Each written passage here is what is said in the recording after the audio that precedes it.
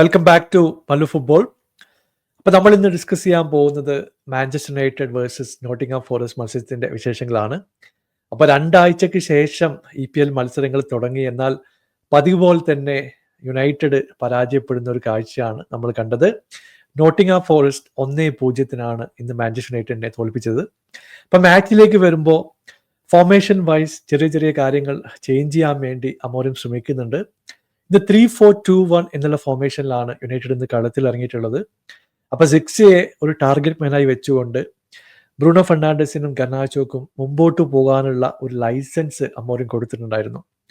ഇവിടെ ഉഗാറ്റെ, കസമിറോ അടങ്ങുന്ന ഒരു മിഡ്ഫീൽഡും ഡീലിറ്റ്, ലെനിയോറോ, മസറ അടങ്ങുന്ന ഒരു ഡിഫെൻസീവ് സെറ്റപ്പുമാണ് നമ്മളിന്ന് കണ്ടത്. എന്നാൽ യുണൈറ്റഡിനെ ഞെട്ടിച്ചുകൊണ്ട് 6-ാം മിനിറ്റിൽ ഒരു കിഡിലൻ കൗണ്ടർ അറ്റാക്കിലൂടെ നോട്ടിംഗ്ഹാം ഫോറസ്റ്റ് സ്കോർ ചെയ്യാണ്. ഇവിടെ യുണൈറ്റഡിന് കിട്ടിയിട്ടുള്ള ഒരു സെറ്റ് പീസ് ഓപ്പർച്യൂണിറ്റി അത് ക്ലിയർ ചെയ്യാൻ ശ്രമിക്കുന്നിടയിൽ റൈറ്റ് വിങ്ങിലുള്ള ഇലാങ്കയുടെ കാലിലേക്കാണ് ആ ബോൾ എത്തുന്നത്. അപ്പോൾ കൗണ്ടർ സ്റ്റോപ്പ് ചെയ്യാൻ വേണ്ടി 2-3 പ്ലേയേഴ്സിനെ യുണൈറ്റഡ് സെറ്റ് ചെയ്തിട്ടുണ്ട്. ഇവിടെ ഗർനാച്ചോ ഉണ്ട്, പാട്രിക് ഡോർഗോ ഉണ്ട്. പക്ഷേ ഇവരെയൊക്കെ കബളിപ്പിച്ചുകൊണ്ട് തൻ്റെ സ്പീഡ് കൊണ്ട് മാത്രം മുമ്പോട്ട് പോയി ബ്രില്യൻ്റ് ആയിട്ടുള്ള ഒരു ഫിനിഷിങ് ഇലാങ്കയുടെ സൈഡിൽ നമ്മളിന്ന് കണ്ടു. ഇവിടെ ബേസിക് ആയിട്ടുള്ള കാര്യം പറഞ്ഞു കഴിഞ്ഞിട്ടുണ്ടെങ്കിൽ, നിങ്ങൾക്ക് കൗണ്ടർ സ്റ്റോപ്പ് ചെയ്യാൻ പറ്റിയില്ലെങ്കിൽ ടാക്റ്റിക്കലായിട്ട് ഒരു ഫൗൾ എടുക്കുക, പുള്ളിയെ സ്റ്റോപ്പ് ചെയ്യുക, ടീമിന് വേണ്ടിയിട്ട് ഒരു യെല്ലോ കാർഡ് വാങ്ങുക എന്നുള്ളതാണ്. അതുപോലും ചെയ്യാൻ ഇന്ന് യുണൈറ്റഡിന് കഴിഞ്ഞിട്ടില്ല. ഫൈനൽ തേർഡിലേക്ക് എത്തുമ്പോൾ ഇലാങ്കിനെ സ്റ്റോപ്പ് ചെയ്യാൻ വേണ്ടി ഗർനാച്ചോ ശ്രമിക്കുന്നുണ്ട്. പക്ഷേ പുള്ളി കൈകൊണ്ടൊരു തട്ട് കൊടുത്തു. 1.5 മീറ്റർ അകലത്താണ് ശരിക്കും പറഞ്ഞാൽ ഗർനാച്ചോ പോയി വീണത്.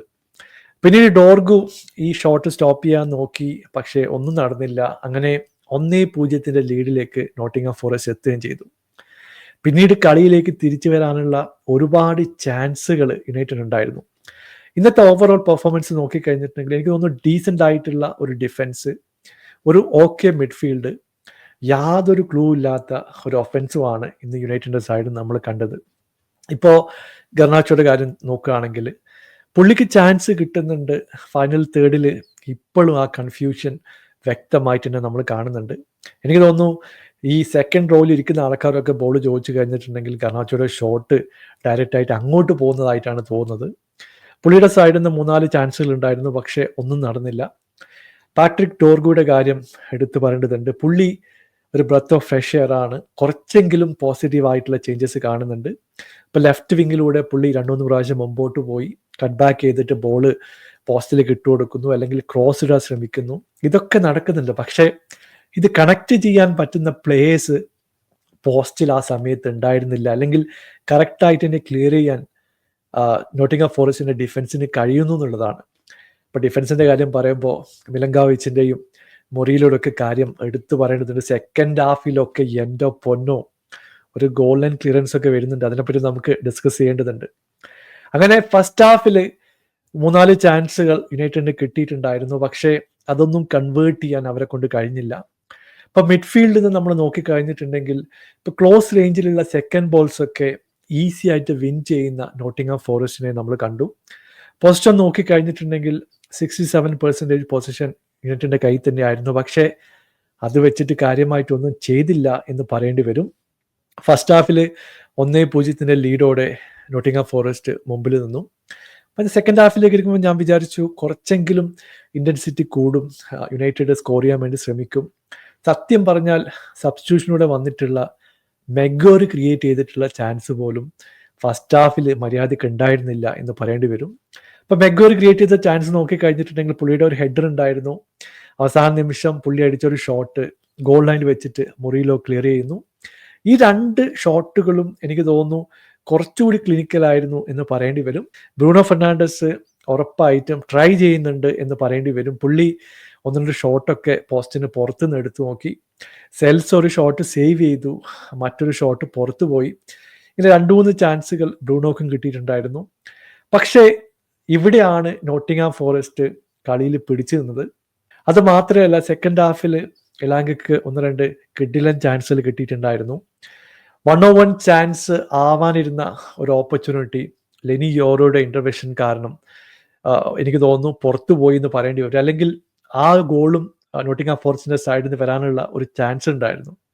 അതുപോലെ തന്നെ ബോക്സിന് പുറത്ത് വെച്ച് നീക്കോ വില്യംസിൻ്റെ ഒരു ചാൻസും അവസാന നിമിഷം യുണൈറ്റഡ് സേവ് ചെയ്തു. അങ്ങനെ 3-4 കിടിലൻ ചാൻസുകൾ സെക്കൻഡ് ഹാഫിൽ നോട്ടിംഗ്ഹാം ഫോറസ്റ്റ് കൊണ്ടുവന്നു. പിന്നീട് ഇഞ്ചുറി ടൈമിൽ തിരിച്ചു വരാനുള്ള 1-2 ഓപ്പർച്യൂണിറ്റി യുണൈറ്റഡിന് കിട്ടി, അതും വെള്ളത്തിലായി. അങ്ങനെ കളി അവസാനിക്കുമ്പോൾ 1-0 ലീഡോടെ നോട്ടിംഗ്ഹാം ഫോറസ്റ്റ് വിജയിക്കുകയും ചെയ്തു. ഇവിടെ ആരെ കുറ്റം പറയണമെന്ന് നമുക്കറിയാൻ പറ്റാത്ത സിറ്റുവേഷനാണ്. മാച്ച് കഴിഞ്ഞതിന് ശേഷം അമോറിം പറയുന്നത് പ്രഷറാണ് പ്രധാനപ്പെട്ട ഒരു കാര്യം. പല പ്ലെയേഴ്സും ഓവർ പ്രഷർ കാരണം പെർഫോം ചെയ്യാൻ പറ്റുന്നില്ല. ഇവിടെ ഐറണി എന്ന് പറഞ്ഞു കഴിഞ്ഞിട്ടുണ്ടെങ്കിൽ 15 മില്യൺ മാഞ്ചസ്റ്റർ യുണൈറ്റഡ് വിറ്റിട്ടുള്ള ഇലാങ്ക നോട്ടിംഗ്ഹാം ഫോറസ്റ്റ് പോയി തിരിച്ചു വന്ന് ഇതുപോലുള്ളൊരു പെർഫോമൻസ് കൊണ്ടുവന്ന് യുണൈറ്റഡിനെതിരെ തന്നെ ഗോൾ അടിക്കുകയാണ്. റാഷ്ഫോർഡ് ആസ്റ്റൺ വില്ലയിൽ പോയിട്ട് ഗോൾ സ്കോർ ചെയ്യുന്നു. ഇവിടെ ആന്റണി റിയൽ ബെറ്റിസിൽ നല്ല പെർഫോമൻസുകൾ കൊണ്ടുവരുന്നു. എവിടെയാണ് പ്രശ്നം എന്ന് മനസ്സിലാകാത്ത സിറ്റുവേഷനാണ്. ഇപ്പം ഏതോ ഒരാൾ മുമ്പത്തെ ഒരു യുണൈറ്റഡ് വീഡിയോയുടെ താഴെ കമന്റ് ഇട്ടിട്ടുണ്ടായിരുന്നു, മാടമ്പള്ളിയിലെ യഥാർത്ഥ മനോരോഗി റാഷ്ഫോർഡ് അല്ല, ആന്റണി അല്ല, ഇനി ആര് എന്നുള്ള ചോദ്യം ഇപ്പോഴും ബാക്കി നിൽക്കുകയാണ്. എന്തായാലും അടുത്ത സീസൺ മാഞ്ചസ്റ്റർ യുണൈറ്റഡിനെ സംബന്ധിച്ചിടത്തോളം ഒരു മാസീവ് സീസൺ തന്നെയായിരിക്കും. കാരണം ഒഫൻസീവ്ലി വലിയൊരു അഴിച്ചുപണി കൊണ്ടുവരാതെ ഈ ടീമിന് മുമ്പോട്ട് പോകുക എന്ന് പറയുന്നത് വളരെ വളരെ ഡിഫിക്കൽട്ട് ആയിട്ടുള്ള സിറ്റുവേഷനാണ്. നിങ്ങളുടെ അഭിപ്രായം അറിയിക്കുക. പുതിയൊരു വീഡിയോയുമായി വീണ്ടും കാണാം. Thank you so much for watching. Bye for now.